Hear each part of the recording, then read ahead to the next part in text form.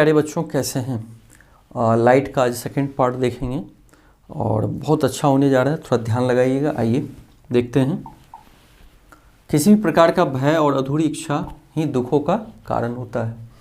चलिए प्यारे बच्चों आज देखेंगे मल्टीपल इमेज क्या होता है। कोई बता सकते हैं कि मल्टीपल इमेज क्या होता है। मल्टीपल का मतलब क्या होता है? बहुत, जैसे हम किसी भी ग्लास में अपना चेहरा देखते हैं तो एक ही इमेज दिखता है। तो मल्टीपल इमेज कैसे बनता है? If two mirrors place at the angle of 90 degree. मान लीजिए एक मिरर ऐसे रखा है और एक मिरर ऐसे रख दिया जाए और रिफ्लेक्टिंग पार्ट आगे की ओर है। ये का मतलब पॉलिश किया हुआ पीछे, ये पीछे पॉलिश किया हुआ है, ठीक है। अब अगर कोई आप रखेंगे इस पे ऑब्जेक्ट, तो ये क्या किया, इस पे आया और ये रिफ्लेक्ट होके इस पे आया, तो इसमें बहुत सारा इमेज बनता है। ये अच्छा इस पे इमेज बना, ये फिर रिफ्लेक्ट होके यहाँ गया। तो अगर 90 डिग्री पे दो मिरर को रखते हैं, प्लेन मिरर को, तो मल्टीपल इमेज बनता है, बहुत सारा इमेज बन जाता है। And put a object in front of mirror, there are multiple image formed. तो हमने क्या सीखा कि 90 डिग्री पे दो मिरर को जब रखते हैं तो बहुत सारा इमेज हमें दिखता है।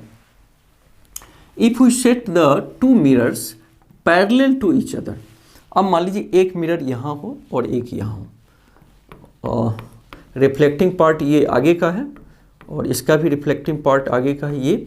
अब कोई ऑब्जेक्ट रखेंगे तो there are infinite image form, infinite बहुत सारा इमेज फॉर्म हो जाएगा। इसका इसमें आएगा, इमेज दिखेगा, ये इमेज इसमें दिखेगा, फिर उस इमेज का इमेज इसमें दिखने लगेगा। तो इस तरह बहुत सारा इमेज फॉर्म होगा। तो हमने क्या देखा कि मल्टीपल इमेज कैसे फॉर्म होता है। 90 डिग्री पे रखते हैं दो मिरर को तो बहुत सारे इमेज बनते हैं, और अगर पैरेलल रखते हैं दो मिरर को तो असंख्य इमेज बनते हैं, इनफाइनाइट।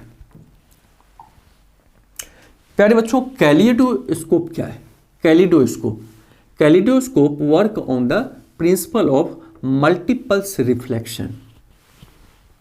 कैलिडोस्कोप एक इंस्ट्रूमेंट होता है जिसमें मल्टीपल रिफ्लेक्शन का उसमें अरेंजमेंट किया जाता है।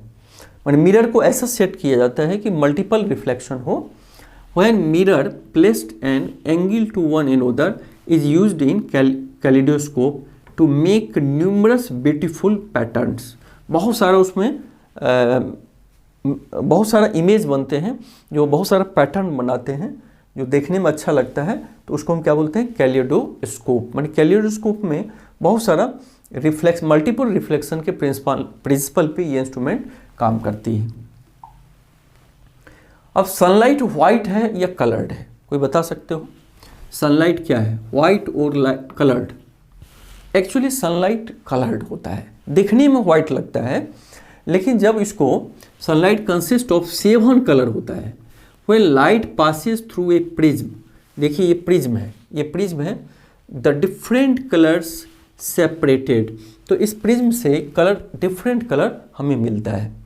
प्रिज्म क्या होता है? ग्लास होता है जो इसी शेप में तिकोना होता है। इससे जब कोई लाइट को हम गुजारते हैं, ट्रेवल कराते हैं, तो सारे कलर अलग अलग हो जाते हैं। तो इसमें हमने क्या सीखा कि सनलाइट में 7 कलर्स होते हैं, और प्रिज्म के द्वारा, प्रिज्म में जब सनलाइट को हम पास कराते हैं तो प्रिज्म क्या करता है, उसको 7 कलर में अलग अलग दिखता है हमें। अब डिस्पर्सन क्या है प्यारे बच्चों? Splitting of light. Splitting of light का मतलब लाइट का बंटना।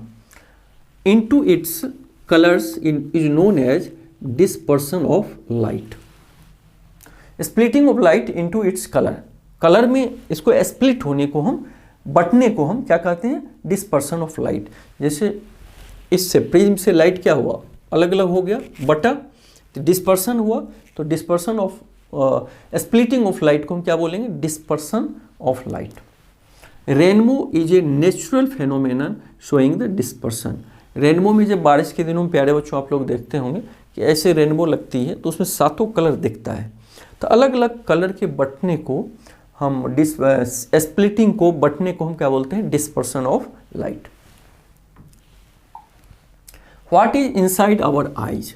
अब थोड़ा प्यारे बच्चों अपनी आँख की बनावट को देखें कि मेरा आँख कैसा है, कैसा काम करता है, कैसे हमें सुरक्षित रखना चाहिए।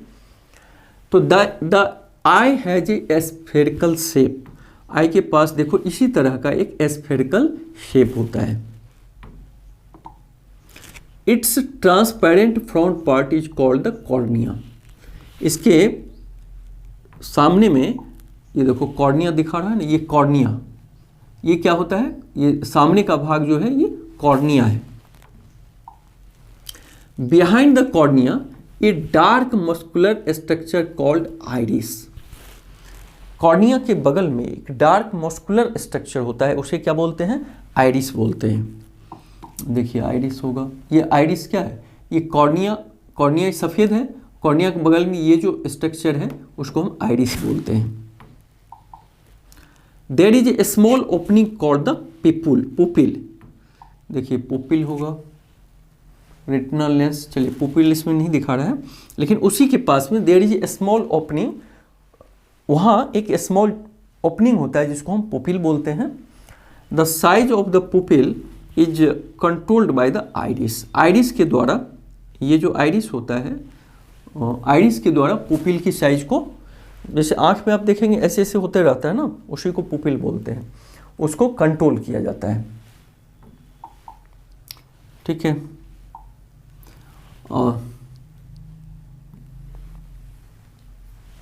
कह रहा है beneath pupil of the eye is a lens, the lens focus light of the back of the eye।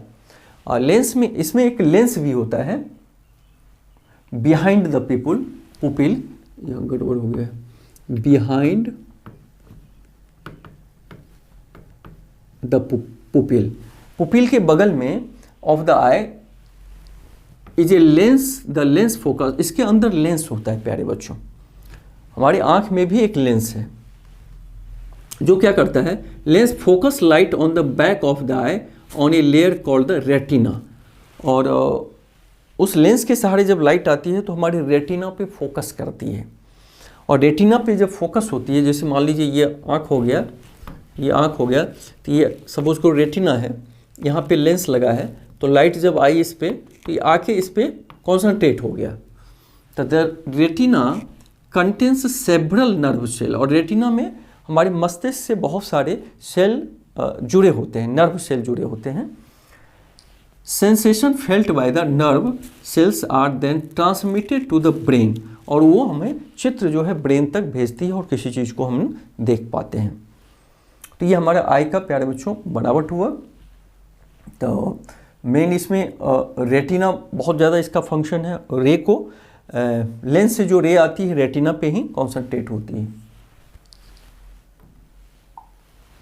Blind spot, अब ब्लाइंड स्पॉट क्या होता है, eight the junction of the optic nerve, जहाँ पे ऑप्टिक नर्व होता है, जहाँ retina से जुड़ा होता है optic nerve and the retina, these are two sensory cells, so no vision is possible at that spot, this is called the blind spot. वहाँ पे जिस जगह पे कह रहा है कि at the junction of the optic nerve और रेटिना, रेटिना और ऑप्टिक नर्व जहाँ मिलता है, these are no sensory cell, वहाँ पे कोई सेंसरी सेल नहीं है, so no vision is possible, वहाँ पे कुछ नहीं दिखता है।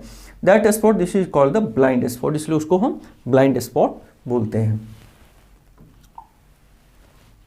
Nature has provided eyes with eyelids to prevent any object from the entering the eye. हमारे आँख के ऊपर क्या होता है, देखो ये आईलिड्स होता है, जो ऐसे ऐसे करते रहते, कोई चीज़ जो ही ऐसे आता है आँख बंद हो जाती है, तो आँख की सुरक्षा के लिए आईलिड्स होती है।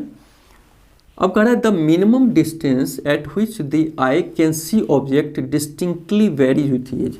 साफ साफ हमारी आँख कितनी दूरी पे देख सकता है, मान लो बहुत दूर है तब भी हम नहीं देख पाएंगे, आँख के एकदम पास ले आओ कोई चीज़ को तब भी देखने में दिक्कत होगी। तो वो मिनिमम डिस्टेंस क्या है जिस पे कोई चीज़ रख के हम पढ़ाई करें या जो भी देखें, कह रहा है the most comfortable distance of eight which one can read with a normal I is the 25 cm। तो प्यारे बच्चों ये जो डिस्टेंस है 25 cm, 25 cm पे रख के हम कोई चीज़ पढ़ेंगे आराम से देख पाएंगे, आँख को नुकसान भी नहीं होगा। तो हमारी किताब को न तो बहुत नज़दीक रखना चाहिए न तो दूर रखना चाहिए, एक नॉर्मल डिस्टेंस पे रख के पढ़ना चाहिए। केयर ऑफ द आई, अब आँख की सुरक्षा कैसे की जाती है, कोई बता सकते हो क्या करना है आँख को? If this is any problem we should go on the eye specialist. If the any problem, आँख में अगर कोई प्रॉब्लम हो तो we should go an eye specialist and have regular checkup. पहली तो आँख में अगर कोई प्रॉब्लम हो तो डॉक्टर से चेकअप कराना बहुत ज़रूरी है। टू लिटिल और too much limit is bad for eye. Too little और टू मच लाइट, बहुत कम और बहुत ज़्यादा लाइट आंखों के लिए बहुत नुकसान करता है प्यारे बच्चों। तो बहुत चमकीले लाइट में भी नहीं देखना चाहिए, पढ़ाई करनी चाहिए, और कम लाइट में भी पढ़ाई नहीं करनी चाहिए। तो टू मच लाइट या टू लिटिल और टू मच दोनों हमारे आंख के लिए नुकसान करता है।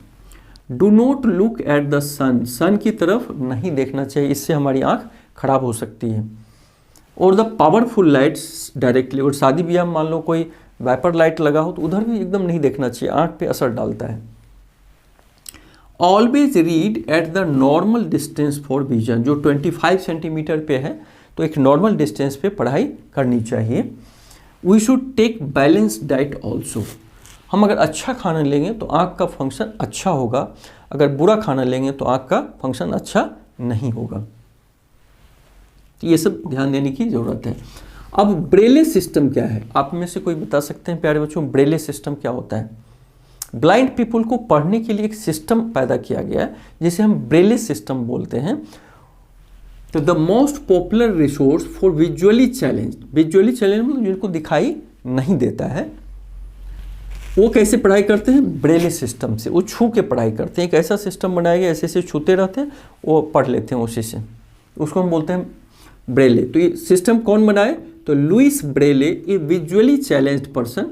लुइस ब्रेले एक खुद उनका आँख से अंधे थे, developed a system for visually challenged person, उन्होंने ही इस सिस्टम को बनाया, ब्रेले सिस्टम को, क्योंकि खुद उनके पास आँख नहीं था, लेकिन उन्होंने इस सिस्टम को डेवलप किया। There is Braille code for common language, mathematics and scientific notation, उसका एक कोड होता है जो वो मतलब छूने से ही पता कर लेते हैं क्या लिखा हुआ है।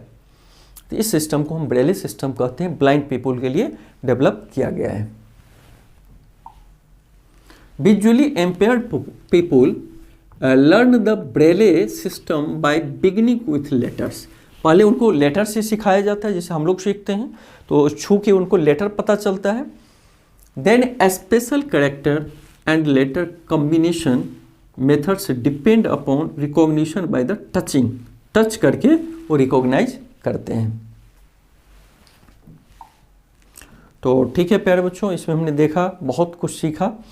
तो कैसा लगा आप लोगों को? बेहतर लगा होगा, मिलके बहुत अच्छा लगा। फिर मुलाकात होगी। Thank you.